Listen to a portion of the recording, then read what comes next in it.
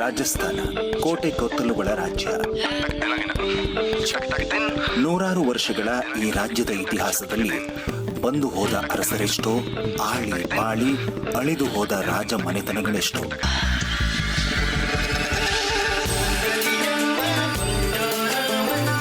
ಇವರೆಲ್ಲರ ಜೀವನಕ್ಕೆ ಕೂಡಾಗಿ ಆಸರೆ ನೀಡಿದ್ದ ಕೋಟೆಗಳು, ಮಹಲುಗಳು ಇಂದಿಗೂ ಈ ರಾಜ್ಯದಲ್ಲಿ ತನ್ನ ಒಡೆಯನ ಮರಳಿ ಬರುವಿಕೆಗಾಗಿ ಕಾಯುತ್ತಾ ನಿಂತಿವೆ ಅನ್ನೋ ಭಾಸವಾಗುತ್ತೆ. ಎಂದೋ ಒಮ್ಮೆ ರಾಜರಾಜರುಗಳ ವೈಮನಸ್ಯ, ಅವರುಗಳ ಘರ್ಷಣೆ ಮತ್ತು ದ್ವೇಷದ ದಳ್ಳೂರಿಗೆ ತುತ್ತಾಗಿ ಹೋದವು ಈ ಕೋಟೆ ಕೊತ್ತಲುಗಳು.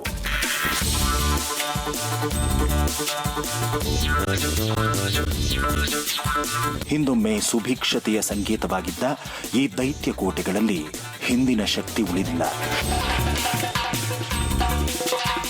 ಪ್ರಕೃತಿಯ ಹೊಡೆತಕ್ಕೆ ಸಿಲುಕಿ ಇಂದೋ ನಾಳೆಯೋ ಕುಸಿದು ಮರಳಿ ಮಣ್ಣಿಗೆ ಸೇರೋ ದಿನಗಳನ್ನ ಎಣಿಸುತ್ತಾ ನಿಂತಿವೆ ಅವು. ಕೆಲವುಗಳ ಕತೆ ಹೀಗಾದರೆ ಮತ್ತೆ ಹಲವು ಹಿಂದಿಗಿಂತ ಬಹಳ ವೈಭವೋಪೇತವಾಗಿ ಕಣ್ಣುಳಿಸುತ್ತಿವೆ. ಈ ಎರಡೂ ವಿಭಾಗಗಳಿಗಿರುವ ವ್ಯತ್ಯಾಸ ಒಂದೇ. ಇತಿಹಾಸದ ಪುಟಗಳಲ್ಲಿ ಸುಭಿಕ್ಷತೆ ಮೆರೆದಿದ್ದ ಕೋಟೆ ನೋಡೋಕೆ ಇಂದಿಗೂ ಜನ ಬರ್ತಾರೆ. ಆದರೆ ಅದೇ ಇತಿಹಾಸದ ಪುಟಗಳಲ್ಲಿ ಭೀಕರತೆ, ಕ್ರೌರ್ಯ, ಘರ್ಷಣೆಗೆ ತುತ್ತಾದ ಕೋಟೆಗಳನ್ನ ದುರ್ವಿಧಿಯ ಸಂಕೇತ ಅಂತ ಜನ ಅಂತ ತಿರುಗಿಯೂ ನೋಡಲ್ಲ. ಅಂಥ ಮತ್ತೊಂದು ದುರ್ವಿಧಿ ಕೋಟೆಯ ಪರಿಚಯ ಇಂದು ನಿಮ್ಮ ಮುಂದೆ. ರಾಜಸ್ಥಾನದ ಸುಂದರ ಅರಮನೆ ಎಂದೇ ಖ್ಯಾತಿ ಹೊಂದಿರೋ ಜೈಸಲ್ಮೇರ್ ಒಂದೆಡೆಯಾದರೆ, ಇನ್ನೊಂದೆಡೆ ಸುಮಾರು ಜೈಸಲ್ಮೇರ್ನಿಂದ 17 ಕಿಲೋಮೀಟರ್ ದೂರದಲ್ಲಿದೆ ದೆವ್ವಗಳಿಂದ ತುಂಬಿ ಹೋಗಿರೋ ನಗರ ಕುಲಧಾರ.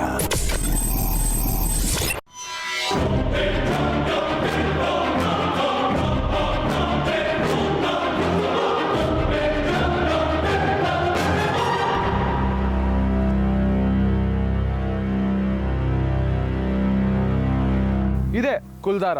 ಇಲ್ಲಿ ರೋಚಕ ಶಾಪದ ಕಥೆನೂ ಇದೆ, ದೆವ್ವದ ಕಾಟನೂ ಇದೆ. ಬನ್ನಿ ನೋಡೋಣ.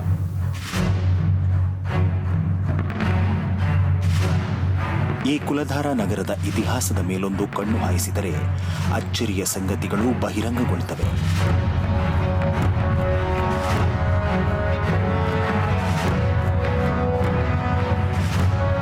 ಪಾಲಿ ಪ್ರದೇಶದ ಜನ ನೂರಾರು ವರ್ಷಗಳ ಹಿಂದೆ ಇಲ್ಲಿಗೆ ವಲಸೆ ಬಂದು ಒಂದು ಸುಸಜ್ಜಿತವಾದ ಸುಂದರ ನಗರವನ್ನು ನಿರ್ಮಿಸ್ತಾರೆ.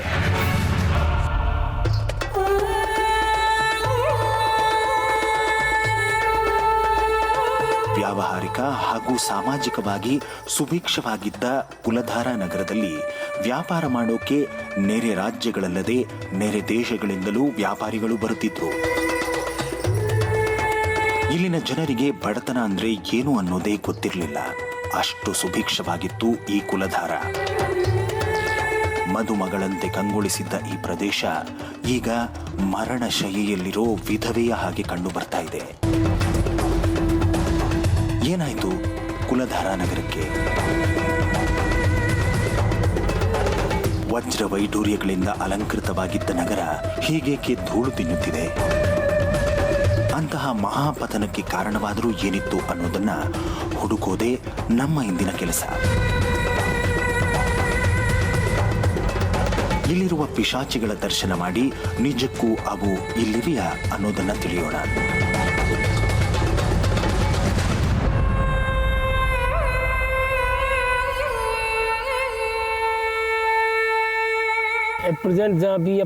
ಈಗ ನಾವ್ ಎಲ್ಲಿ ಕೂತಿದೀವಿ, ಈ ಊರಿನ ಹೆಸರು ಕುಲ್ಧಾರ. ನಿಮಗೆ ಗೊತ್ತಿರಬೇಕು, ರಾಜಸ್ಥಾನದ ಇತಿಹಾಸ ಸ್ಮರಣೀಯವಾದದ್ದು, ತುಂಬಾ ಪುರಾತನವಾದದ್ದು. ಇತಿಹಾಸ ಬಹುತ್ ಪುರಾಣ ಸ್ಥಾನ.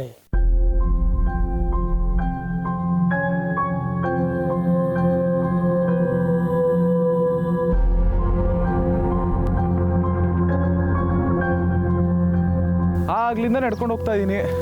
ಎಲ್ಲ ಮನೆನೂ ಒಂದೇ ತರ ಇದೆ ನೋಡಕ್ಕೆ, ಎಲ್ಲ ಬೀದಿನೂ ಒಂದೇ ತರ ಇದೆ. ಎಲ್ಲಿದ್ದೀನಿ ಅಂತಾನೆ ಗೊತ್ತಾಗ್ತಿಲ್ಲ. ಅಲ್ಲೊಂದು ಟಾಪ್ ವ್ಯೂ ಇದೆ, ಅಲ್ಲೋಗಿ ನೋಡೋಣ ಹೆಂಗ್ ಕಾಣಿಸುತ್ತೆ ಈ ಕುಲ್ಧಾರ ಅಂತ.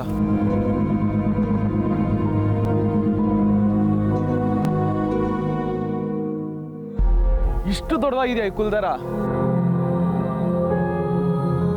ಕೆಳಗಡೆ ಓಡಾಡ್ತಿರ್ಬೇಕಾದ್ರೆ ನನ್ಗೆ ಗೊತ್ತೇ ಆಗಿಲ್ಲ, ಏನೊಂದು 2-3 ಬೀದಿ ಇದೆ, ಒಂದು 10-15 ಮನೆ ಇದೆ ಅನ್ಕೊಂಡೆ. ಆದರೆ ಮೇಲೆ ನಿಂತು ನೋಡ್ತಿದ್ರೆ 1000ಕ್ಕಿಂತ ಹೆಚ್ಚು ಮನೆಗಳಿದೆ ಇಲ್ಲಿ. ಆದರೆ ಎಲ್ಲ ಪಾಳು ಬಿದ್ದಿದೆ.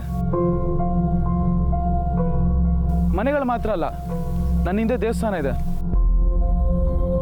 ದೇವಸ್ಥಾನದಲ್ಲಿ ಗರ್ಭಗುಡಿನೂ ಇದೆ, ಆದರೆ ದೇವ್ರ ವಿಗ್ರಹನೇ ಇಲ್ಲ. ಇದೆಲ್ಲ ಹೇಗೆ ಪಾಳು ಬಿತ್ತು? ಯಾಕೆ ಇಲ್ಲಿ ಜನ ವಾಸಿಸ್ತಿಲ್ಲ ನೋಡಿ. पालीवाल जाति के लोगों ने इस गांव को बसाया था. ಅಸಲಿಗೆ ಪಾಲಿವಾಲಗಳು ಸಿಂಧೂ ನಾಗರಿಕತೆಯ ಮುಂದಿನ ಪೀಳಿಗೆಯ ಜನಾಂಗ. ಪಾಲಿ ಎನ್ನುವ ಪ್ರದೇಶದಲ್ಲಿ ನೆಲೆಸಿದ್ದ ಸುಸಂಸ್ಕೃತ ಬ್ರಾಹ್ಮಣ ಕುಲದವರು. ವ್ಯಾವಹಾರಿಕವಾಗಿ, ಸಾಮಾಜಿಕವಾಗಿ ಹಾಗೂ ಆರ್ಥಿಕವಾಗಿ ಉತ್ತುಂಗದಲ್ಲಿದ್ದ ಜನಾಂಗ ಅದು. ಒಮ್ಮೆ ಸಿಹಾ ರಾಥೋಡ್ ಹಾಗೂ ನಾಸಿರುದ್ದೀನ್ ಶಾ ನಡುವೆ ಭಯಂಕರ ಯುದ್ಧವೊಂದು ನಡೆದು ಹೋಯಿತು. ಆಗ ಯುದ್ಧದ ಖರ್ಚನ್ನು ವಾಪಸ್ಸು ಪಡೆಯೋಕೆ ಪಾಲಿಗಳ ರಾಜನಾಗಿದ್ದ ಸಿಹಾ ರಾಥೋಡ್ ಪಾಲಿವಾಲಗಳ ಮೇಲೆ ಭಾರೀ ಪ್ರಮಾಣದ ಕಂದಾಯದ ಹೊರೆ ಹೊರಿಸುತ್ತಾನೆ. ಕಂದಾಯ ಭರಿಸಲು ನಿರಾಕರಿಸಿದ ಪಾಲಿಗಳನ್ನ ಗಡಿಪಾರು ಮಾಡುವಂತೆ ಎಚ್ಚರಿಕೆಯನ್ನೂ ನೀಡ್ತಾನೆ. ಆ ಸಂದರ್ಭದಲ್ಲಿ ಅರಸನ ಈ ಧೋರಣೆಯನ್ನ ಧಿಕ್ಕರಿಸಿದ ಪಾಲಿಗಳು ಆ ಊರನ್ನೇ ತೊರೆಯಲು ಮುಂದಾಗ್ತಾರೆ. ಹೀಗೆ ಊರು ತೊರೆದು ಬಂದ ಪಾಲಿವಾಲಗಳು ರಾಜಸ್ಥಾನದ ಹಲವು ಪ್ರದೇಶಗಳಲ್ಲಿ ಬೀಡು ಬಿಡ್ತಾರೆ. ಅದರಲ್ಲಿ ಕುಲಧಾರ ಕೂಡ ಒಂದು.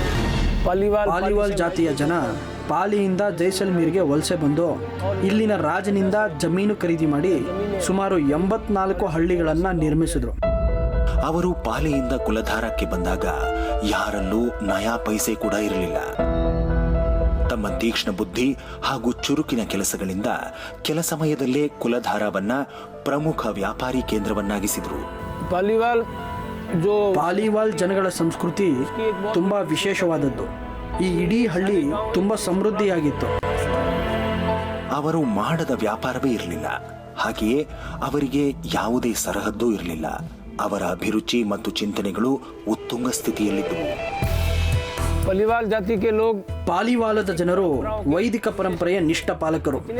ಎಷ್ಟು ಅಂತಂದ್ರೆ ದೂರ ಊರುಗಳಿಂದ ಬಂದ ಜನರು ಇವರ ಜೊತೆ ಧರ್ಮದ ಬಗ್ಗೆ ಚರ್ಚೆ ನಡೆಸ್ತಿದ್ರು. ಅವರು ಕೇವಲ ಸಾಮಾನ್ಯ ಬ್ರಾಹ್ಮಣರಾಗಿರಲಿಲ್ಲ. ವೇದಗಳನ್ನು ಕಲಿಯುವುದು ಅವರ ಮೊದಲ ಆದ್ಯತೆಯಾಗಿತ್ತು.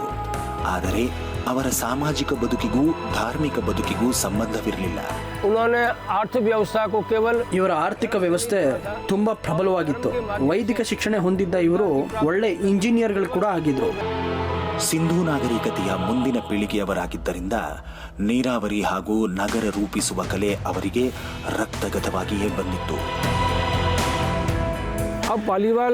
ಪಾಲಿವಾಲ್ ಜನರ ಜೀವನ ಶೈಲಿ ಏನಿದೆ ಅದು ಸಿಂಧೂ ನಾಗರಿಕತೆಯಿಂದ ಪ್ರಭಾವಿತವಾದದ್ದು. ಯಾಕೆ ಅಂದ್ರೆ ಇದು ಸಿಲ್ಕ್ ರೂಟ್ ಆದ ಕಾರಣ ಜನ ಇಲ್ಲಿಂದ ದಕ್ಷಿಣಕ್ಕೆ ಹೋಗ್ತಿದ್ರು. ಹೊರಗಡೆ ಹರಪ್ಪ ಹಾಗೂ ಮೊಹೆಂಜಾದಾರೋ ಕಡೆಗೂ ಹೋಗ್ತಿದ್ರು. ನೀವಿಲ್ಲಿ ಏನೇ ಸಂಸ್ಕೃತಿ ನೋಡ್ತಿದ್ರು ಇದು ಸಿಂಧೂ ನಾಗರಿಕತೆ ಜೊತೆ ಹೊಂದಾಣಿಕೆ ಕಾಣುತ್ತೆ. ಮತ್ತೆ ಇವರು ಆರ್ಥಿಕ ದೃಷ್ಟಿಯಿಂದ ಏನು ಅಭಿವೃದ್ಧಿ ಮಾಡಿದರೆ ಅದು ಇಡೀ ಹಿಂದೂಸ್ತಾನದಲ್ಲೇ ಒಂದು ಇತಿಹಾಸ. ನಾವು ಚಂದ್ರಪ್ರಕಾಶ್ ಸರ್ ಹತ್ರ ಮಾತಾಡ್ತಾ ಇರ್ಬೇಕಾದ್ರೆ ಅವರು ಕುಲ್ದಾರ ಊರ ಹತ್ರ ಒಂದು ನದಿ ಇದೆ ಅಂದರು. ಆ ಕಾರಣಕ್ಕಾಗಿ ಈ ಪಾಲಿವಾಲಿ ಜನಾಂಗದವ್ರು ಬಂದು ಇಲ್ಲಿ ವಾಸಿಸಕ್ಕೆ ಸ್ಟಾರ್ಟ್ ಮಾಡಿದ್ರಂತೆ. ಆ ನದಿ ಇನ್ನೂ ಇದೆಯಾ, ಹೇಗಿದೆ ಅಂತ ನೋಡೋಣ. ಇದೆ ಆ ಕಾಕ್ ನದಿ. ಆಗಿನ ಕಾಲದಲ್ಲಿ ತುಂಬ ರೀತಿತ್ತು, ಈಗ ಬರಡಾಗಿದೆ. ಅಷ್ಟೇ ಅಲ್ಲ, ಇಲ್ಲಿ ವ್ಯವಸಾಯ ಮಾಡ್ತಿದ್ರು, ವ್ಯಾಪಾರ ವಹಿವಾಟು ನಡೆಸ್ತಾ ಇದ್ರು. ಆದರೆ ಇವತ್ತು ಎಲ್ಲಿ ನೋಡಿದ್ರು ಮರುಭೂಮಿ.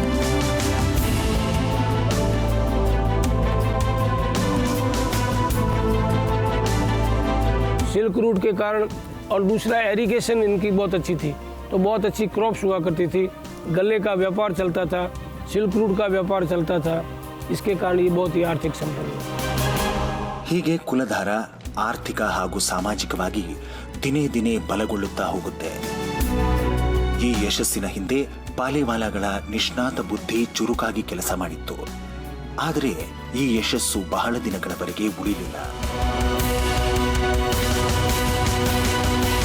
उस समय की जो तात्कालीन घटनाएं थी, उन घटनाओं का ऐतिहासिक रूप से तो कहीं उल्लेख नहीं है, परंतु जो सुनने में आया है और इतिहासकार श्रीनारायण पालीवाल जो हुए हैं उन्होंने संदर्भ में चित्रण किया है कि ये जैसलमेर सिल्क रूट के ऊपर होने के कारण यहाँ सारा व्यापार इसी माध्यम से हुआ करता था। उस समय में कराची और बम्बे बंदरगाह थे नहीं, तो अभी जो पाकिस्तान है उस तरफ से जाने का ये रास्ता था। फिर वास्को डी गामा ने कराची और बम्बे बंदरगाह की खोज की, सिल्क रूट के ऊपर प्रभाव पड़ा। ಯಾವಾಗ ಕರಾಚಿ ಹಾಗೂ ಮುಂಬೈನಲ್ಲಿ ಬಂದರುಗಳು ಶುರುವಾದವು ಆಗ ಕುಲಧಾರದ ವ್ಯವಹಾರಗಳಿಗೆ ಕೊಡಲಿಪೆಟ್ಟು ಬಿತ್ತು. ಪರರಾಷ್ಟ್ರಗಳಿಂದ ವ್ಯಾಪಾರಕ್ಕಾಗಿ ಬರ್ತಾ ಇದ್ದ ಜನ ಸಮುದ್ರ ಮಾರ್ಗವನ್ನೇ ಹೆಚ್ಚು ಅವಲಂಬಿಸಿದ್ರು. ಬರಬರುತ್ತಾ ಕುಲಧಾರ ಅನ್ನೋ ವ್ಯಾಪಾರಿಗಳ ಊರು ಅವರಿಗೆ ಮರೆತೇ ಹೋಯಿತು.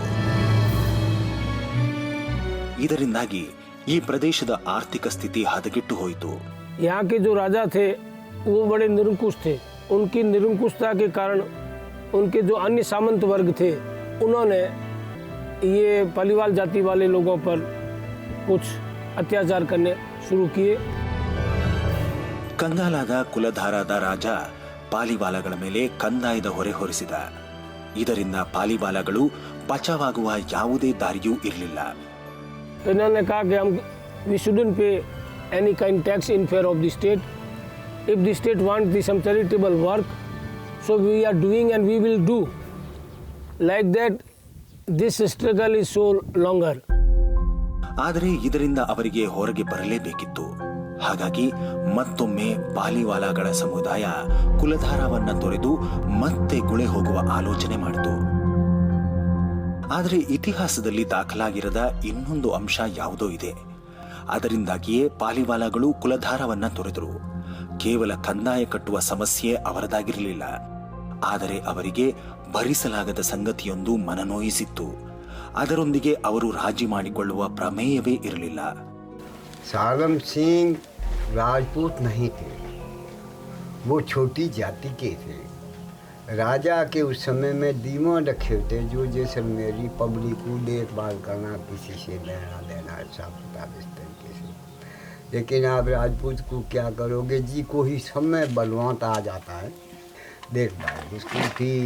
सालम सिंह आए कुलधर के अंदर तो एक पालेवाल ब्राह्मण के घर में एक बच्ची ने जिलों पाया था। शक्ति मैया हो तारी, मान लो 10-12 साल की किन्या इसी मंदिर के अंदर सेवा करते थे। देख लिया सालम जी ने, तो सालम जी ने बोला इस लड़की से हम शादी करेंगे। तो पालेवाला ब्राह्मणों को बहुत बुरा लगा जी। पालेवाला ने बोला देख भैया सालम जी तू बड़ा हो गया तो क्या हुआ, पीछे तेरा गोत्र सब मालूम है, तू राजपूत नहीं है।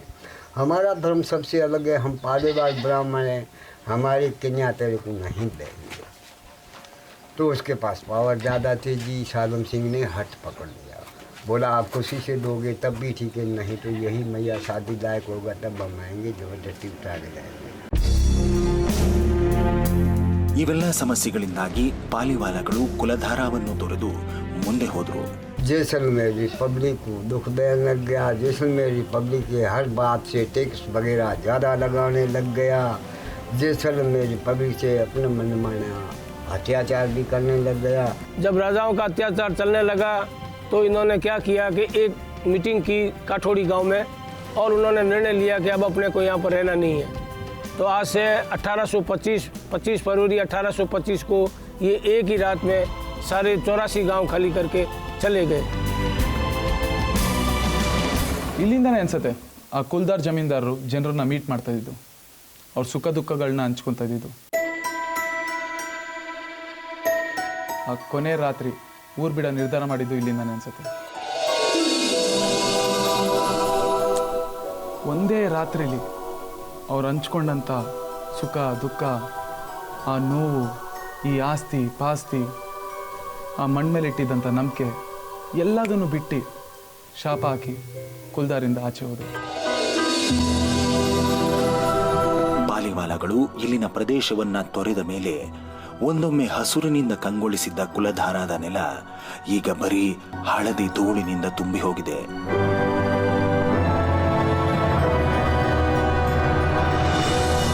ಕಾಲನ ಹೊಡೆತಕ್ಕೆ ಸಿಕ್ಕು ಪಳೆಯುಳಿಕೆಯಾಗಿ ನಿಂತಿದೆ. ಆದರೆ ಕುಲಧಾರಾ ಪ್ರದೇಶದ ಈ ಅವಸಾನವನ್ನ ಜನ ಬೇರೆಯದೇ ದೃಷ್ಟಿಕೋನದಲ್ಲಿ ನೋಡ್ತಾರೆ. ಅವರುಗಳ ಪ್ರಕಾರ ಕುಲಧಾರಾ ನಗರ ಶಾಪಗ್ರಸ್ತವಾಗಿತ್ತು, ಆತ್ಮಗಳಿಂದ ತುಂಬಿ ಹೋಗಿತ್ತು. ಹಾಗಾಗಿ ಅದರ ಸರ್ವನಾಶವಾಯಿತು ಅನ್ನೋ ಅಭಿಪ್ರಾಯ. ಹಾಗಾದರೆ ಇದೆಲ್ಲ ನಿಜನಾ?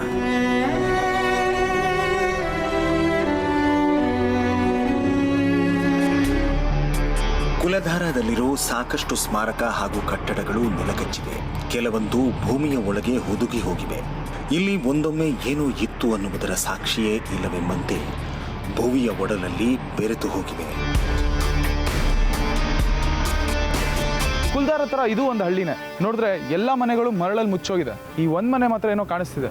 ನೋಡೋಣ ಒಳಗೇನಿದೆ ಅಂತ. ಅದೃಷ್ಟವಶಾತ್ ಭೂತಾಯಿಯ ಒಡಲಲ್ಲಿ ತಲೆಯಿಟ್ಟು ಮಲಗಿದ್ದ ಸ್ಮಾರಕವೊಂದು ನಮ್ಮ ಕಣ್ಣಿಗೆ ಬಿತ್ತು. ಅದರ ಕೆಳಗೆ ಹೋಗುತ್ತಿದ್ದಂತೆ ತಣ್ಣನೆಯ ಅನುಭವ.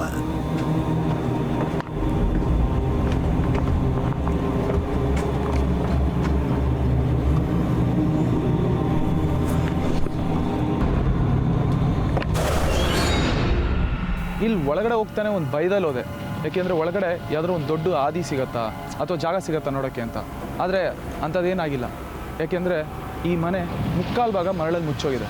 ಈ ಮನೆ ಅಷ್ಟೇ ಅಲ್ಲ, ಎಲ್ಲ ಮನೆಗಳು ಮರಳಲ್ಲಿ ಮುಚ್ಚೋಗಿದೆ. ಬಿರು ಬೇಸಿಗೆಯಲ್ಲಿ ಸೂರ್ಯನ ಶಾಖದಿಂದ ಪಾರಾಗೋಕೆ ಇಲ್ಲಿನ ಜನ ಈ ಪರಿಯ ವ್ಯವಸ್ಥೆ ಮಾಡಿಕೊಂಡಿದ್ದರು ಅನ್ನೋದು ನಮಗೆ ನಿಧಾನವಾಗಿ ತಿಳಿದು ಬಂತು.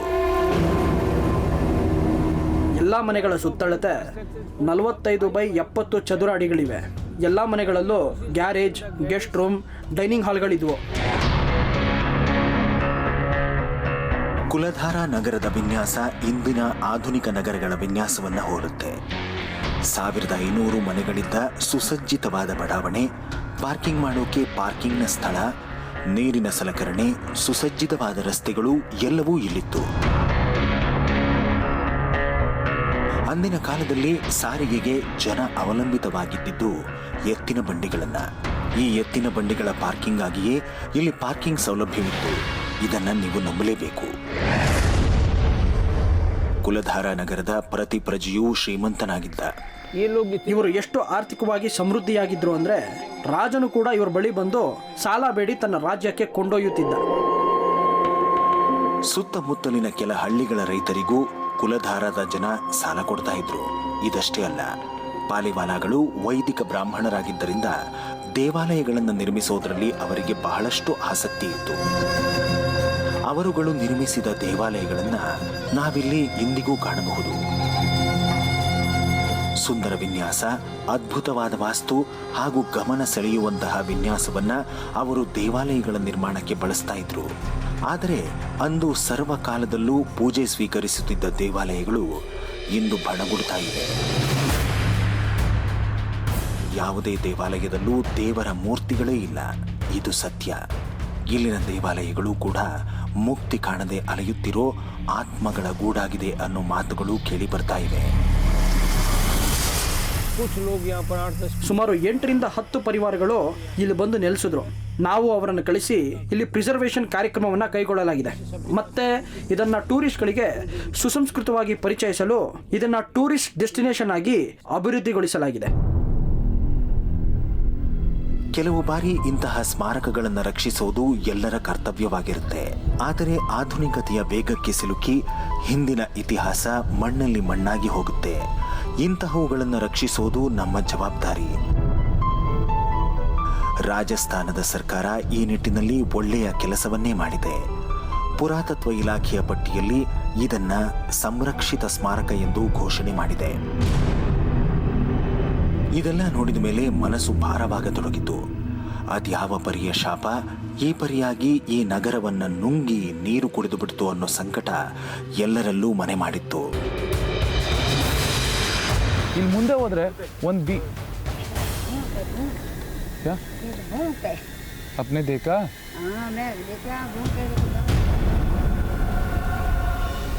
ನೋಡಿದ್ರಿ, ಇಲ್ಲೊಂದು ಹೆಂಗ್ಸ್ ಬಂದು ಭಯ ಪಡಿಸ್ತಾರ. ಅಂದ್ರೆ ಎದುರಿಸಿ ಹೋಗು, ಇಲ್ಲೇನು ಮಾಡ್ತಾ ಇಯ್ಯ, ಇಲ್ಲಿ ದೆವ್ವ ಇದೆ ಅಂತ. ನಾವು ಬಂದಿರುವ ಕೆಲಸ ಇನ್ನೂ ಮುಗಿದೇ ಇಲ್ಲ. ಅಷ್ಟರೊಳಗೆ ಹಿಂತಿರುಗುವುದು ಹೇಗೆ? ನಮ್ಮ ಅಚಲ ನಿರ್ಧಾರ ಬದಲಾಗುವ ಯಾವುದೇ ಸಂದರ್ಭಗಳೂ ಇರಲಿಲ್ಲ. ಆ ಹೆಂಗಸಿನ ಮಾತು ಕೇಳಿಸಿಕೊಂಡ ಮೇಲೂ ನಮ್ಮ ನಿರ್ಧಾರಕ್ಕೆ ನಾವು ಬದ್ಧರಾಗಿದ್ದೆವು. ಅಲ್ಲಿರುವ ಆತ್ಮಗಳನ್ನು ನೋಡಿಯೇ ತೀರಬೇಕು. ಈ ನಗರದ ಅವನತಿಗೆ ಕಾರಣವಾದ ಶಾಪವೇನು ಅನ್ನುವುದರ ಬಗ್ಗೆ ತಿಳಿಯಲೇಬೇಕು ಅಂತ ನಾವು ನಿರ್ಧರಿಸಿಯಾಗಿತ್ತು.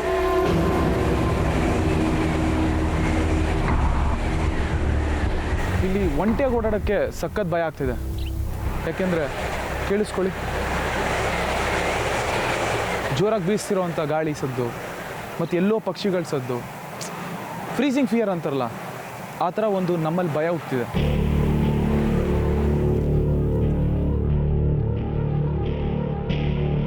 ಅಲ್ಲಿಂದ ಮುಂದೆ ಸಾಗಿದ ನಾವು ಹಳೆ ಮನೆಯೊಂದರ ಪಳೆಯುಳಿಕೆಯ ಬಳಿ ಬಂದೆವು. ಈ ಮನೆ ಅದ್ಯಾರದ್ದಾಗಿತ್ತೋ ಏನೋ. ಇರೋ ಮನೆಗಳಲ್ಲೇ ಈ ಮನೆ ಸ್ವಲ್ಪ ಜಾಸ್ತಿ ಭಯಂಕರವಾಗಿದೆ, ನಿಶಬ್ದವಾಗಿದೆ, ಸೈಲೆಂಟ್ ಸ್ಕಿಲ್ಸ್ ಅಂತಾರೆ. ಅದಕ್ಕೆ ಈಗಲೇ ಹಿಂಗಿದೆ ಅಂದರೆ ಇನ್ನು ರಾತ್ರಿ ಇನ್ನು ಹೆಂಗಿರ್ಬೋದು, ಎಷ್ಟು ಭಯ ಆಗ್ಬೋದು.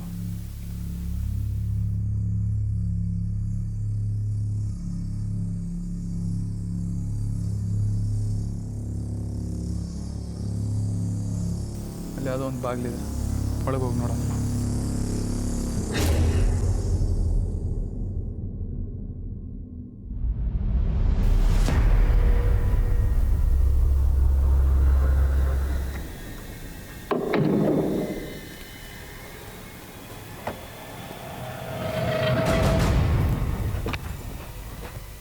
ಹಗಲಿನಲ್ಲಿ ಈ ಮನೆಯ ಒಳಗಡೆ ಹೋದರೂ ಸಂಜೆಯ ಬೆಳಕಿನ ಅನುಭವ ಏನೋ ಒಂದು ರೀತಿಯ ಭಯ ಆವರಿಸಿಬಿಟ್ಟಿತ್ತು. ಇಲ್ಲಿ ತುಂಬ ಕತ್ಲಿದೆ, ಭಯ ಆಗ್ತಿದೆ ಜಾಸ್ತಿ. ಎಲ್ಲದಕ್ಕಿಂತ ಜಾಸ್ತಿ ಆ ಬಾವುಲಿ ಸ್ಮೆಲ್ ಜಾಸ್ತಿ ಇದೆ, ಉಸಿರಾಡಕ್ಕೆ ಕಷ್ಟ ಆಗ್ತಿದೆ.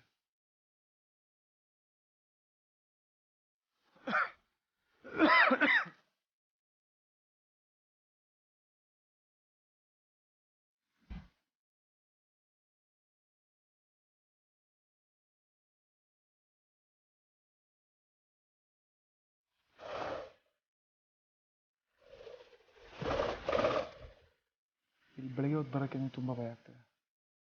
ಹಗಲಲ್ಲಿ ಈ ಜಾಗದ ಸ್ಥಿತಿ ಹೀಗಾದ್ರೆ ರಾತ್ರಿಯಲ್ಲಿ ಅದು ಹೇಗಿರಬೇಡ.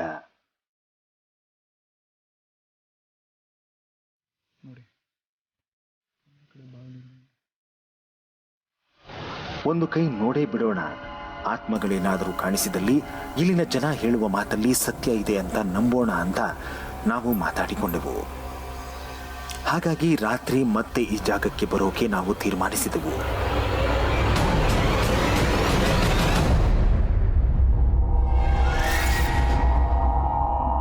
ರಾತ್ರಿ ಆಯಿತು. ಇಷ್ಟೊತ್ತಿನಲ್ಲಿ ಕುಲ್ದಾರ ಹೇಗೆ ಕಾಣಿಸುತ್ತೆ ಅಂತ ನೋಡೋಣ. ಅಲ್ಲೇನು ವಿಚಿತ್ರ ದೇವಭೂತಗಳ ಕಾಟ ಇದೆಯಾ ಅದನ್ನು ತಿಳಿಯೋಣ. ರಾತ್ರಿ ಮತ್ತೆ ಅದೇ ಕುಲಧಾರಕ್ಕೆ ಭೇಟಿ. ಎಲ್ಲೆಡೆ ಕತ್ತಲು. ನಾವು ನಮ್ಮ ತಂಡ ಮಾತ್ರ ಇಲ್ಲಿ ಹಾಜರು. ಯಾವೊಬ್ಬ ಮಾನವ ಪ್ರಾಣಿಯ ಸುಳಿವಿಲ್ಲ. ಒಬ್ಬರಿಗೊಬ್ಬರು ಧೈರ್ಯ ಹೇಳಿಕೊಂಡು ಮುನ್ನಡೆಯಬೇಕಾದ ಪ್ರಸಂಗ ಅದು. ಇಲ್ಲಿ ಯಾವುದೋ ಒಂದು ಗೋಡೆ ಇದೆ. ಇಲ್ಲಿ ವಿಚಿತ್ರವಾದಂಥ ಶಬ್ದ ಕೇಳಿಸ್ತಿದೆ. ಅದರಿಂದ ಸ್ವಲ್ಪ ಭಯ ಅನ್ನೋದು ಜಾಸ್ತಿ ಆಗ್ತದೆ. ಕತ್ತಲ ರಾಶಿಯೊಳಗೆ ಎಂದೂ ಕೇಳಿರದ ಶಬ್ದಗಳ ಅನುಭವ. ನೇರವ ಮೌನ ಒಮ್ಮೆಯಾದರೆ ಮತ್ತೊಮ್ಮೆ ಸುಯಿ ಅಂತ ಬೀಸುಗಾಳಿಯ ಉಸಿರಾಟದ ಸದ್ದು. ಗುಂಪಿನಲ್ಲಿ ಹೋಗಿರದಿದ್ದರೆ ಬಹುಶಃ ಇಲ್ಲಿನ ಜನ ಹೇಳೋ ಮಾತು ಸತ್ಯವಾಗುತ್ತಿತ್ತೋ ಏನೋ. ಆದರೆ ನಾವೆಲ್ಲ ಗುಂಪಿನಲ್ಲಿದ್ದರಿಂದ ಕೊಂಚ ಧೈರ್ಯ ಜೊತೆಗಿತ್ತು. ಯಾರಾದರೂ ಬರ್ತಾರಾ? ಜನ ಹೇಳಿದಂತೆ ಆತ್ಮಗಳ ಸುಳಿದಾಟ ನಮ್ಮ ಕಣ್ಣಿಗೆ ಬೀಳುತ್ತಾ ಅನ್ನೋ ಪ್ರಶ್ನೆಗಳೊಂದಿಗೆ ನಾವು ಕಾದು ಕುಳಿತಿದ್ದೆವು. ಅಚಾನಕ್ಕಾಗಿ ಆ ಸಂದರ್ಭ ನಮ್ಮ ಕಣ್ಣ ಮುಂದಿತ್ತು. ಈಗ ನಾನು ಕುಲ್ದಾರಲ್ಲೇ ಕೂತಿದ್ದೀನಿ. ಎಲ್ಲ ಸುತ್ತಾಡ್ಕೊಂಬಂದೆ, ಅಲ್ಲೇನೂ ಕಾಣಿಸಿಲ್ಲ. ಮಳೆ ಬರೋ ಥರ ಇದೆ. ನಾವು ಬರ್ಬೇಕಾದ್ರೆ ಜೈಸಲ್ಮೇರಿಂದ ಜೋರಾಗಿ ಗಾಳಿ ಮೋಡ ಕಟ್ಟಿತ್ತು. ಈಗ ಮಳೆ ಬರ್ಬೋದು.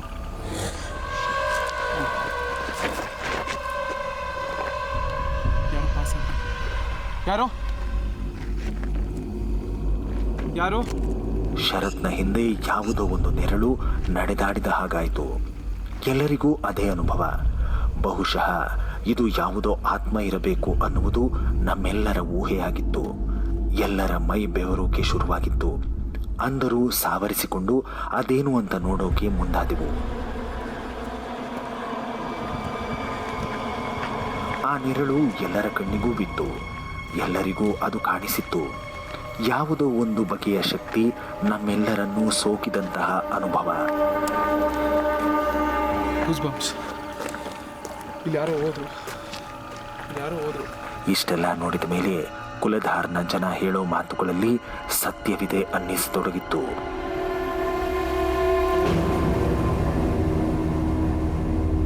ಆತ್ಮಗಳ ಇರುವಿಕೆಯನ್ನ ವೈಜ್ಞಾನಿಕವಾಗಿ ಕಂಡುಕೊಳ್ಳುವ ಪ್ರಯತ್ನಕ್ಕೆ ನಾವು ಕೈ ಹಾಕಿದೆವು.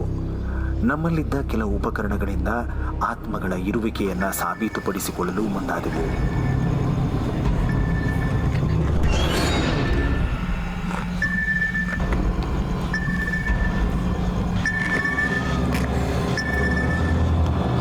ಎಸ್, ನಿಜ, ನಮ್ಮ ಉಪಕರಣಗಳು ನಮಗೆ ಸುಳ್ಳು ಹೇಳಲಿಲ್ಲ.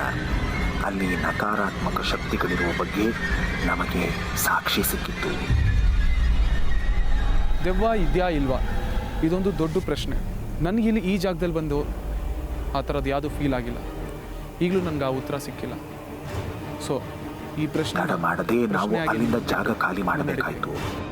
ಅಲ್ಲಿಂದ ಹೊರಬರುವಾಗ ನಮಗೆ ಈ ಪ್ರದೇಶ ಯಾಕೆ ಹೀಗಾಯಿತು ಅನ್ನೋದರ ಬಗ್ಗೆ ನಿಖರ ಮಾಹಿತಿ ದೊರೆಯಲಿಲ್ಲ. ಆದರೆ ಜನ ಹೇಳುವಂತೆ ಇಲ್ಲಿ ಆತ್ಮಗಳ ಸವಾರಿ ಇರುವುದಂತೂ ವೇದ್ಯವಾಗಿತ್ತು.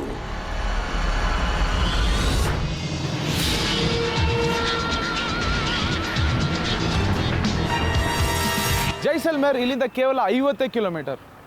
ಆಗ್ಲಿಂದ ಈ ಹೈವೇಲಿ ಟ್ರಾವೆಲ್ ಮಾಡ್ತಾ ಇದ್ದೀನಿ. ಅಕ್ಕಪಕ್ಕ ಬರೀ ಮರಳುಗಾಡು. ಜೈಸಲ್ಮೇರಲ್ಲಿ ಕಾರು ಬಸ್ಸಲ್ಲಿ ಓಡಾಡಿದ್ರೆ ಮಜಾ ಬರಲ್ಲ. ಅಲ್ಲಿ ಡೆಸರ್ಟ್ಗೆ ಹೋಗಿ ಕ್ಯಾಮೆಲ್ ಮೇಲೆ ಕೂತ್ಕೊಂಡು ರೈಡ್ ಮಾಡಿದ್ರೆ ಸಖತ್ ಮಜಾ ಬರುತ್ತೆ. ಬನ್ನಿ ಹೋಗೋಣ.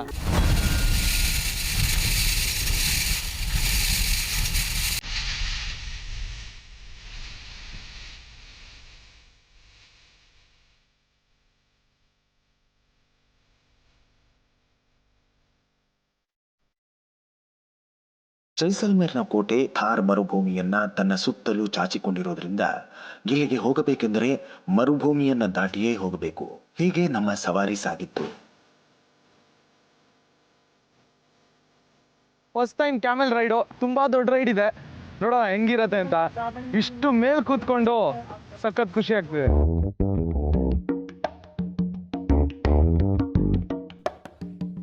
ಲೈಫಲ್ಲಿ one of the best experience ಅಂದರೆ ಈ ಒಂಟೆ ಮೇಲೆ ಹೋಗೋ ರೈಡು, ಅದು ಥಾರ್ ಡೆಸರ್ಟಲ್ಲಿ.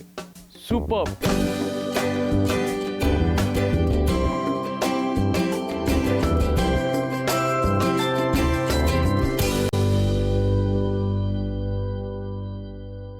ಜೈಸಲ್ಮೇರಲ್ಲಿ ಒಂದು ಭಾರಿ ಕೋಟೆ ಇದೆ.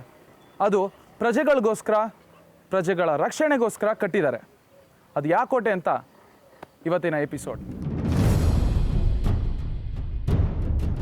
ರಾಜಸ್ಥಾನ ಕೋಟೆಗಳ ಊರು ಅಂದ್ರೆ ತಪ್ಪಾಗಲ್ಲ. ಇಲ್ಲಿನ ಕೋಟೆಗಳ ವೈವಿಧ್ಯಮಯ ವಿಹಂಗಮ ನೋಟ ನಮ್ಮನ್ನ ಗತಕಾಲದ ಅಂಚಿಗೆ ಕರೆದೊಯ್ಯುತ್ತದೆ.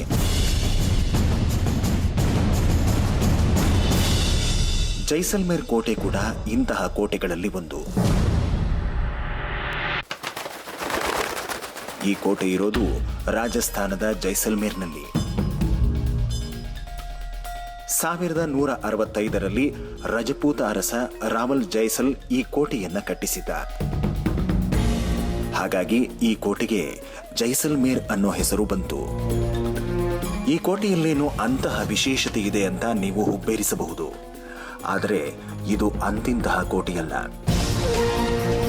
ಶತಶತಮಾನಗಳಿಂದಲೂ ಯಾವೊಬ್ಬ ದಾಳಿಕೋರನಿಂದಲೂ ಭೇದಿಸಲಾಗದ ಮಹಾಕೋಟೆ ಇದು. ಹಾಗಾಗಿ ಇಂದಿಗೂ ಈ ಕೋಟೆ ಸುಸ್ಥಿತಿಯಲ್ಲಿದೆ. ಅಲ್ಲದೆ ಇನ್ನೊಂದು ವಿಶೇಷ ಅಂಶವೆಂದರೆ ಇಂದಿಗೂ ಕೋಟೆಯ ಒಳಗಡೆ ಜನ ತಮ್ಮ ಮನೆಗಳಲ್ಲಿ ವಾಸವಿದ್ದಾರೆ.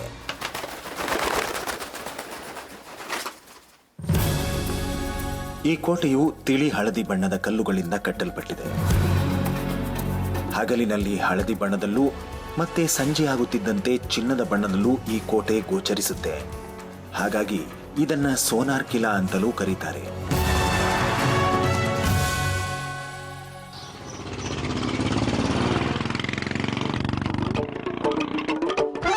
ಫೋರ್ಟ್ ಎಂಟರ್ ಆಗಿದ್ದೀನಿ.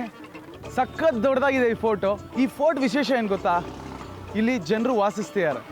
ಈಗಲೂ the only place where people live, the world famous Jaisalmer fort.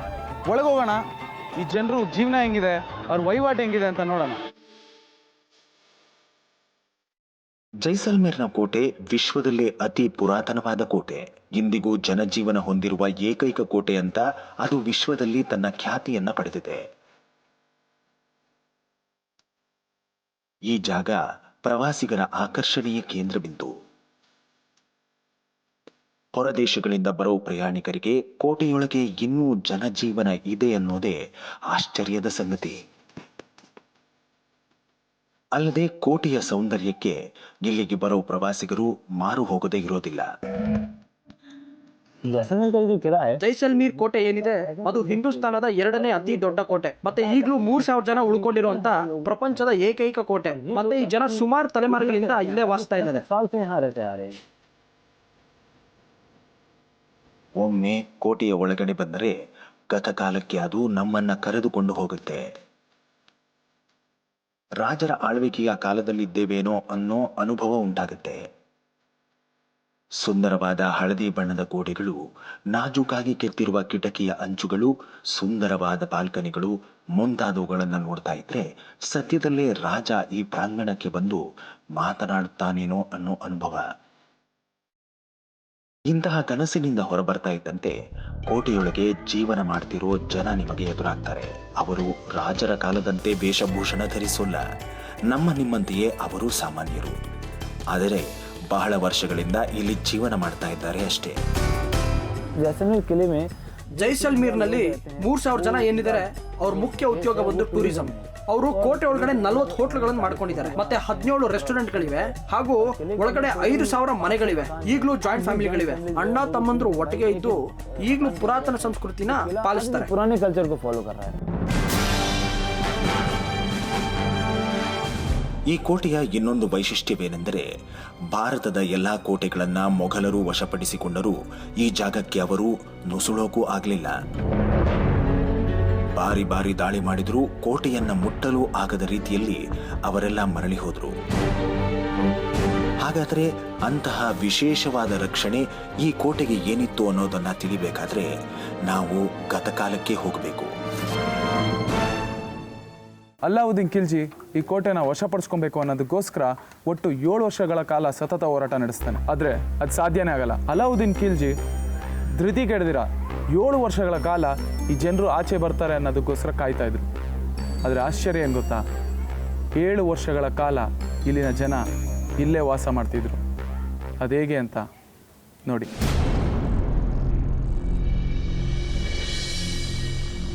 ಅದು ಮೊಘಲರ ಆಳ್ವಿಕೆಯ ಪರ್ವಕಾಲ.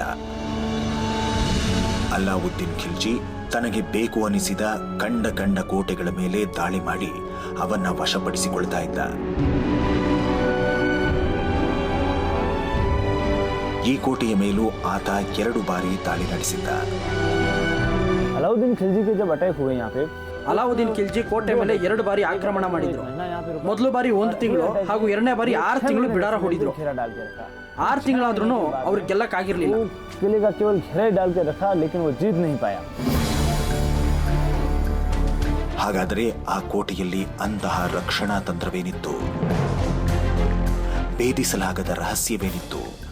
ಅದಕ್ಕೆ ಉತ್ತರ ಈ ರೀತಿ ಇದೆ. और ये त्रिकुट पहाड़ी ऐसी बनी हुई है कि इसके 3 कॉर्नर से चारों तरफ देखा जा सकता है. ತ್ರಿಕುಟ್ ಬೆಟ್ಟ ಹೇಗಿದೆ ಅಂದ್ರೆ 3 ಕೋನದಿಂದ 4 ಕಡೆ ನೋಡ್ಬೋದಾಯ್ತು. ಅದೇ ತರ ಯಾವುದೇ ಕಡೆ ನಿಂತರೂ ದಕ್ಷಿಣ ಹಾಗೂ ಉತ್ತರವನ್ನ ನೋಡ್ಬೋದಿತ್ತು. ಇದ್ರ ಭದ್ರತೆ ಹೇಗಿತ್ತು ಅಂದ್ರೆ ಯಾರು ಒಳಗೆ ಬರಕ್ ಆಗ್ತಿರ್ಲಿಲ್ಲ. तो किले की जो सेफ्टी हुआ करती थी, इसी हिसाब से इस पहाड़ी को खोद के और यहाँ किला बसाया.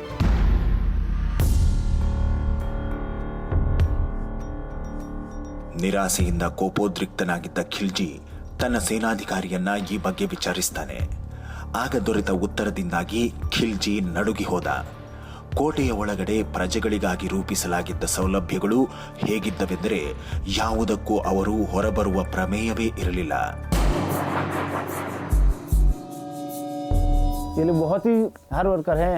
ಇಲ್ಲಿನ ಜನರು ಬಹಳ ಶ್ರಮಜೀವಿಗಳು. ಯಾವುದೇ ಸ್ಥಿತಿಯಲ್ಲಾದ್ರೂ ಬದುಕ್ತಿದ್ರು. ಮತ್ತೆ ಇವರು ನೀರಿನ ಸದ್ಬಳಕೆಯನ್ನ ತುಂಬಾ ಚೆನ್ನಾಗಿ ಮಾಡ್ತಿದ್ರು. ತಿಂಗಳಿಗೆ 1 ಬಾರಿ ಮಳೆ ಆದ್ರೆ ಸಾಕು, ಕೆರೆ ನೀರನ್ನ ಪೋಲಾಗ್ದಿರಂಗ್ ನೋಡ್ಕೋತಿದ್ರು. ಇಲ್ಲಿನ ಡ್ರೈನೇಜ್ ಸಿಸ್ಟಮ್ ಹೇಗಿತ್ತು ಅಂತಂದ್ರೆ ನೀರೆಲ್ಲ ಹೋಗಿ ಒಂದು ಬಾವಿಗೆ ಸೇರ್ತಿತ್ತು. पानी होता वो एक जगह जाके कुएं के अंदर इकट्ठा होता. ಆಹಾರಕ್ಕೆ ಅಲ್ಲಿ ಕೊರತೆ ಇರಲಿಲ್ಲ. ಸಾಕಷ್ಟು ಆಹಾರ ಪದಾರ್ಥಗಳನ್ನ ಅವರು ಮುಂಚೆಯೇ ಶೇಖರಿಸಿಟ್ಟುಕೊಂಡಿದ್ರು. ಹಾಗಾಗಿ ವರ್ಷಗಟ್ಟಲೆ ಕೋಟೆಯಿಂದ ಹೊರಬರದೆ ಅಲ್ಲಿಯೇ ಬದುಕುಳಿಯುವ ಎಲ್ಲಾ ವ್ಯವಸ್ಥೆಗಳು ಅಲ್ಲಿದ್ದವು. ಇದು ಅನ್ನಪೂರ್ಣ ಭಂಡಾರ. ಆಗಿನ ಕಾಲದಲ್ಲಿ ಯುದ್ಧ ಆಗ್ತಾ ಇರೋ ಟೈಮಲ್ಲಿ ಜನರು ಆಚೆ ಹೋಗೋದು ಬೇಡ ಅನ್ನೋದಕ್ಕೋಸ್ಕರ ಅವ್ರಿಗೆ ಬೇಕಾದಂಥ ದವಸ ಧಾನ್ಯಗಳನ್ನ ಇಲ್ಲಿ ಶೇಖರಿಸಿಡ್ತಿದ್ರು. ಖಿಲ್ಜಿ ದಾಳಿ ಮಾಡಿದಾಗ ಜೈಸಲ್ಮೇರ್ನ ಸೈನಿಕ ಸಂಖ್ಯೆ ಕೇವಲ 3,000. ಆದರೆ ಖಿಲ್ಜಿಯ 20,000 ಸೈನಿಕರು ಅವರನ್ನ ಏನು ಮಾಡಿಕೊಳ್ಳೋಕೆ ಆಗಲಿಲ್ಲ. ಆದರೆ ಇಲ್ಲಿ ಹುಟ್ಟುವ ಪ್ರಶ್ನೆ ಒಂದೇ, ಕೇವಲ 3,000 ಜನ 20,000 ಸೈನಿಕರನ್ನ ನಿಗ್ರಹಿಸಿದ್ದು ಹೇಗೆ ಅನ್ನೋದು. ಆದರೆ ಅದರ ಹಿಂದಿದ್ದದ್ದು ಕೋಟೆಯ ವಿನ್ಯಾಸ ಹಾಗೂ ಯೋಜಿತ ಪೂರ್ವ ತಯಾರಿ.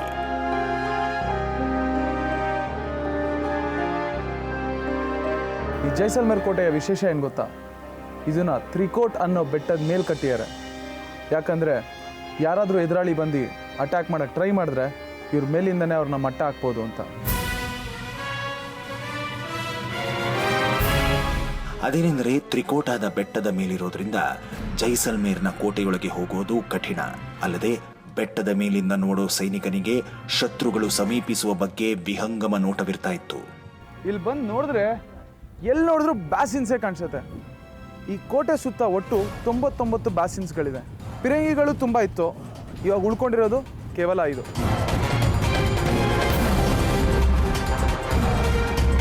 ಹಾಗಾಗಿ ಯಾವೊಬ್ಬ ಮೊಘಲರಾಗಲಿ ರಾಜರಾಗಲಿ ಈ ಕೋಟೆಯನ್ನು ಭೇದಿಸೋಕೆ ಸಾಧ್ಯವೇ ಆಗಲಿಲ್ಲ. ಆದರೆ 800 ವರ್ಷಗಳ ಆಯಸ್ಸು ಕಂಡಿರೋ ಈ ಕೋಟೆಗೆ ಈಗ ದಾಳಿಕೋರರ ಭಯವಿಲ್ಲ. ಪ್ರಕೃತಿಯ ಹೊಡೆತಕ್ಕೆ ಸಿಕ್ಕು ನಲುಕಿರುವ ಈ ಸ್ಮಾರಕ ಇನ್ನೆಷ್ಟು ದಿನಗಳ ಕಾಲ ಆ ಹೊಡೆತವನ್ನು ತಾಳುತ್ತೋ ಗೊತ್ತಿಲ್ಲ. ಅದು ಹಾಗಿರಲಿ, ಜೈಸಲ್ಮೇರ್ನ ಸಂಸ್ಕೃತಿ ಆಚಾರ ವಿಚಾರಗಳು ವಿಭಿನ್ನ ಮತ್ತು ಸುಂದರ. ಅದನ್ನೀಗ ನೋಡೋ ಸಮಯ.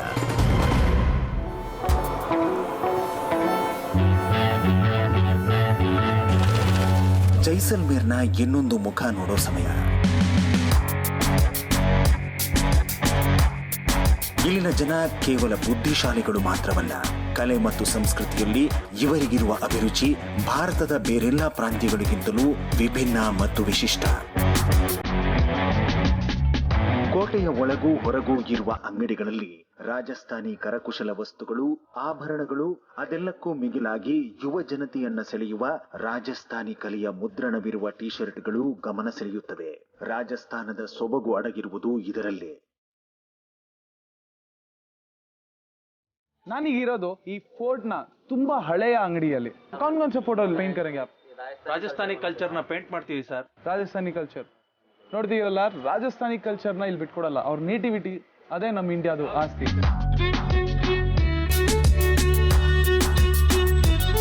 ಇಷ್ಟು ಫಂಕಿ ಟಿ ಶರ್ಟ್ಸ್ ಬೇಕು ಅಂತ ನಾವು ಯೂತ್ ಎಲ್ಲ ಕಡೆ ಓಡಾಡ್ತಿರ್ತೀವಿ. ಇದು ಫಂಕಿ ಟಿ ಶರ್ಟ್ಸ್, ಬಟ್ ಕಲ್ಚರ್ನ ಬಿಟ್ಕೊಟ್ಟಿಲ್ಲ. ನಮ್ಮ ಇಂಡಿಯನ್ ಕಲ್ಚರ್, ರಾಜಸ್ಥಾನಿ ಕಲ್ಚರ್ ಎಲ್ಲ ಇದರಲ್ಲಿ ಎದ್ದು ಕಾಣಿಸ್ತಿದೆ. ನಾವಷ್ಟೇ ಅಲ್ಲ, ಫಾರಿನರ್ಸ್ ಬಂದು ಕೂಡ ಇಲ್ಲಿ ತೊಗೊಂಡೋಗೋದು ಬರೀ ನಮ್ಮ ಇಂಡಿಯನ್ ಕಲ್ಚರ್ನ.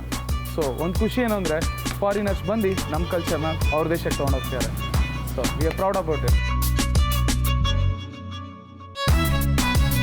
ಇವೆಲ್ಲವುಗಳಿಗಿಂತ ಭಿನ್ನವಾದದ್ದು ಏನೆಂದರೆ ರಾಜಸ್ಥಾನದ ಮೂಲ ಕರಕುಶಲ ಹಾಗೂ ಕೈಮಗ್ಗದ ವಸ್ತುಗಳು. ಇನ್ನಿತರ ವಸ್ತುಗಳು ಬರೀ ಭಾರತೀಯರಿಗೆ ಮಾತ್ರವಲ್ಲ, ವಿದೇಶಿಯರ ಗಮನವನ್ನೂ ಸೆಳೆದಿವೆ.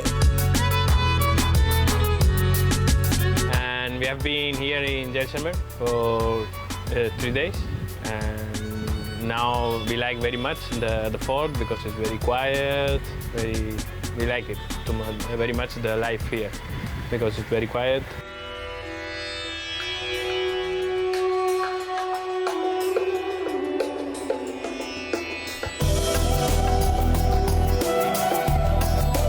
ಜೈಸಲ್ಮೇರ್ ರಾಜ ಜನರಿಗೆ ವ್ಯಾಪಾರ ಮಾಡಕ್ಕೆ ಅಂಗಡಿ ಮಾತ್ರ ಹಾಕೊಟ್ಟಿಲ್ಲ, ಪೂಜೆ ಪ್ರಾರ್ಥನೆ ಮಾಡಕ್ಕೆ ದೇವಸ್ಥಾನನೂ ಕಟ್ಟಿಸ್ಕೊಟ್ಟಿದ್ದಾರೆ.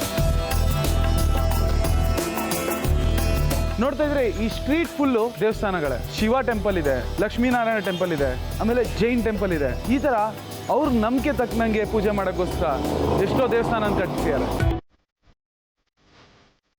ಜೈಸಲ್ಮೇರ್ನ ಇನ್ನೊಂದು ಆಕರ್ಷಣೆ ಎಂದರೆ ಇಲ್ಲಿನ ದೇವಾಲಯಗಳು. ಇಲ್ಲಿನ ಪ್ರತಿಯೊಂದು ದೇಗುಲವೂ ಕಣ್ಣಿಗೆ ಹಬ್ಬ. ಈ ದೇವಾಲಯಗಳ ಸೊಬಗು ಹೇಗಿದೆ ಎಂದರೆ ದರ್ಶನ ಮಾಡುತ್ತಲೇ ಭಕ್ತರ ಕಣ್ಣಾಲಿಗಳು ಒದ್ದೆಯಾಗ್ತವೆ. ಅಷ್ಟು ಸುಂದರ, ಮನಮೋಹಕ ಹಾಗೂ ಭಕ್ತಿ ರಸವನ್ನ ಹೊಮ್ಮಿಸುತ್ತವೆ ಈ ದೇಗುಲಗಳು. ಈ ದೇವಾಲಯಗಳು ಸಂಪೂರ್ಣ ಕಲ್ಲಿನಿಂದ ನಿರ್ಮಿತವಾಗಿವೆ. ಅತ್ಯದ್ಭುತ ಕೆತ್ತನೆ, ಶಿಲ್ಪಿಗಳ ಕಲಾ ಪ್ರೌಢಿಮೆಗೆ ಹಿಡಿದ ಕನ್ನಡಿ ಈ ದೇವಾಲಯಗಳು. ಈ ದೇಗುಲಗಳು ಭಾಗಶಃ ಹೊಯ್ಸಳ ಶೈಲಿಯನ್ನ ಹೋಲ್ತವೆ. ಇಲ್ಲಿ ನೋಡ್ಲಿಕ್ಕೆ ಜೈನ ದೇವಸ್ಥಾನಗಳಿದೆ. ಸುಮಾರು 6 ದೇವಸ್ಥಾನಗಳಿದೆ. ಇದನ್ನ ತುಂಬಾ ಸುಂದರವಾಗಿ ಕಲಾತ್ಮಕವಾಗಿ ಕಟ್ಟಿದ್ದಾರೆ. ಸಿಮೆಂಟು, ಸುಣ್ಣ ಉಪಯೋಗಿಸದೆ ತುಂಬಾ ಸುಂದರವಾಗಿ ಇದನ್ನ ನಿರ್ಮಿಸಲಾಗಿದೆ. ನಮ್ಮೂರಲ್ಲಿ ಮದುವೆ ಅಂದರೆ ಹೆಂಗೆ ಇನ್ವಿಟೇಷನ್ ಕೊಡ್ತೀವಿ? ಮನೆಗೆ ಹೋಗಿ ಇನ್ವಿಟೇಷನ್ ಕೊಟ್ಟು ಕರೆದು ಬರ್ತೀವಿ. ಆದರೆ ಈ ಊರಲ್ಲಿ ವಿಶೇಷ ಏನು ಗೊತ್ತಾ? ಮನೆ ಮುಂದೆ ಇಷ್ಟು ದೊಡ್ಡ ಓಪನ್ ಇನ್ವಿಟೇಷನ್ ಹಾಕ್ತಾರೆ. ಜನರು ಇಲ್ಲಿ ಓಡಾಡೋ ಅಂಥವ್ರು ನೋಡಿ ಬಂದು ಆಶೀರ್ವಾದ ಮಾಡಲಿ ಅಂತ. ಈ ರೀತಿ ಚಿತ್ರ ಬಿಡಿಸೋ ಹಿಂದೆ ಒಂದು ಇತಿಹಾಸನೇ ಇದೆ. ಹಿಂದೆ ಜೈಸಲ್ಮೇರ್ನಲ್ಲಿ 7 ವರ್ಷಕ್ಕೊಂದ್ಸತಿ ಸಾಮೂಹಿಕ ವಿವಾಹ ನಡೀತಿತ್ತು. ಈ ಸಾಮೂಹಿಕ ವಿವಾಹಕ್ಕೆ ಭಾರತದ ಎಲ್ಲಾ ಭಾಗಗಳಿಂದಲೂ ಇಲ್ಲಿಗೆ ಬರ್ತಿದ್ರು. ರಾತ್ರೋರಾತ್ರಿ ಇಲ್ಲಿ ಎಂಗೇಜ್ಮೆಂಟ್ಗಳಾಗೋಗ್ತಿತ್ತು. ಬೆಳಗ್ಗೆಗೆ ಮದುವೆ. ಹೀಗಿರುವಾಗ ಈ ಮದುವೆ ವಿಷಯನ ಬೇರೆಯವ್ರಿಗೆ ಹೇಗೆ ತಿಳಿಸೋದು? ಆದ್ರಿಂದ ಏನು ಉಪಾಯ ಮಾಡಿದ್ವಿ ಅಂದ್ರೆ, ಬೆಳಗ್ಗೆ ಎದ್ದ ತಕ್ಷಣ ಮನೆ ಮುಂದೆ ಗಣೇಶನ್ ಚಿತ್ರ ಬರೆದು ಅದರೊಳಗಡೆ ಗಂಡು ಹೆಣ್ಣಿನ ಹೆಸರು ಬರೆದು ಒಂದು ಓಪನ್ ಇನ್ವಿಟೇಷನ್ನ ರೆಡಿ ಮಾಡಿಬಿಡ್ತಿದ್ವಿ. ಇದರಿಂದ ಎಲ್ರಿಗೂ ಸಂದೇಶ ಸಿಗ್ತಾ ಇತ್ತು, ನಮ್ಮನೇಲಿ ಮದುವೆ ಇದೆ, ಎಲ್ರೂ ಬನ್ನಿ ಅಂತ. ಇಂಥ ಸಂಸ್ಕೃತಿನ ನೀವು ಬೇರೆ ಎಲ್ಲೂ ನೋಡೋಕ್ಕಾಗಲ್ಲ, ಬರೀ ಜೈಸಲ್ಮೇರ್ನಲ್ಲಿ ಮಾತ್ರ ನೋಡ್ಬೋದು.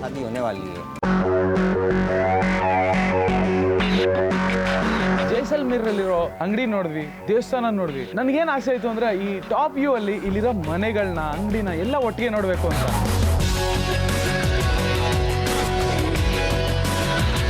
ಎಷ್ಟು ಸಕ್ಕತ್ತಾಗಿದೆ ಅಂದರೆ ಟಾಪ್ ವ್ಯೂ. ಈಗ ಎಕ್ಸ್ಪೀರಿಯನ್ಸ್ ಮಾಡ್ತಾ ಇದ್ದೀನಿ ಜೈಸಲ್ಮೇರ್ ಅನ್ನೋ ಗೋಲ್ಡನ್ ಸಿಟಿನ. ಆಕಾಶ ಮಾರ್ಗವಾಗಿ ಜೈಸಲ್ಮೇರನ್ನ ನೋಡೋದೇ ಒಂದು ಮನಮೋಹಕ ಅನುಭವ. ಕೋಟೆಯನ್ನ ಎತ್ತರದಿಂದ ನೋಡಿದರೆ ಸ್ವರ್ಗದ ರೀತಿ ಕಾಣುತ್ತೆ. ಕೋಟೆಯ ಒಳಗಡೆ ಇರುವ ಸಣ್ಣ ಸಣ್ಣ ಮನೆಗಳ ಸಮೂಹವನ್ನ ಮೊಹಲ್ಲಾ ಅಂತ ಕರೆಯಲಾಗುತ್ತೆ. ವಿವಿಧ ಜಾತಿ ಪಂಗಡದ ಮೊಹಲ್ಲಾಗಳಿಗೆ ವಿವಿಧ ಹೆಸರುಗಳು. ಭಾವೈಕ್ಯತೆಯಲ್ಲಿ ಏಕತೆ ಸಾರುವಂತಿದೆ ಇಲ್ಲಿನ ಪ್ರದೇಶ.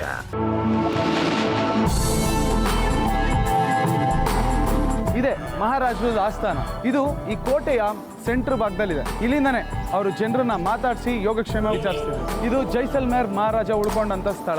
ಆಗ ಮಹಾರಾಜರು ಪ್ರತಿದಿನ ಬರ್ತಿದ್ರು ಅನ್ಸುತ್ತೆ. ಆದ್ರೆ ಈಗ ವರ್ಷಕ್ಕೆ ಒಂದ್ಸತಿ ದಸರಾಗ ಮಾತ್ರ ಬರ್ತಾರೆ. ಇಲ್ಲಿ ಯಾರು ಅದು ಕೂತ್ಕೊಂಡ್ಬಾರ್ದು ಅನ್ನೋದಕ್ಕೋಸ್ಕರ ಈ ಕೇಜ್ ಹಾಕ್ಯಾರ. ನಾವೀಗ ಜೈಸಲ್ಮೇರ್ನ ರಾಜ ಮಹಲನ್ನು ನೋಡೋ ಸಮಯ. ಇಂದಿಗೆ ಈ ಮಹಲ್ ರಾಜಸ್ಥಾನ ಸರ್ಕಾರದ ಅಧೀನದಲ್ಲಿದೆ. ಈ ಪೂರ್ತಿ ಮಹಲ್ ಈಗ ಪ್ರಾಚ್ಯ ವಸ್ತು ಸಂಗ್ರಹಾಲಯವಾಗಿ ಬದಲಾಗಿದೆ.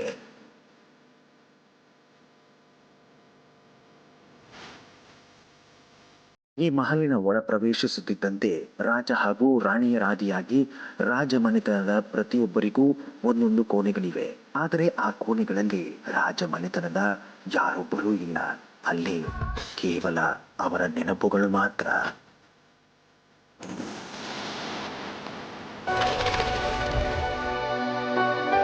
ಇದು ಜೈಸಲ್ಮೇರ್ ಅಲ್ಲಿರೋ ಫೇಮಸ್ ಗಡಿಸರ್ ಲೇಕ್. ಇದು ಜೈಸಲ್ಮೇರ್ಗೆ ಸೋರ್ಸ್ ಆಫ್ ವಾಟರ್. ಅದು ಹೆಂಗಿದೆ ಅಂತ ನೋಡೋಣ.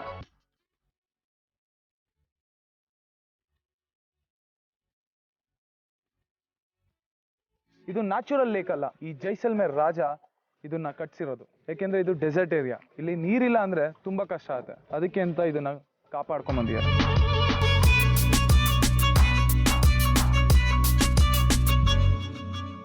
ಇಲ್ಲಿಂದ ನೋಡ್ತಾ ಇದ್ರೆ ಅಲ್ಲಿ ಫೋರ್ಟ್ ಇಂದ ಸನ್ಸೆಟ್ ಸೂಪರ್ ಆಗಿದೆ.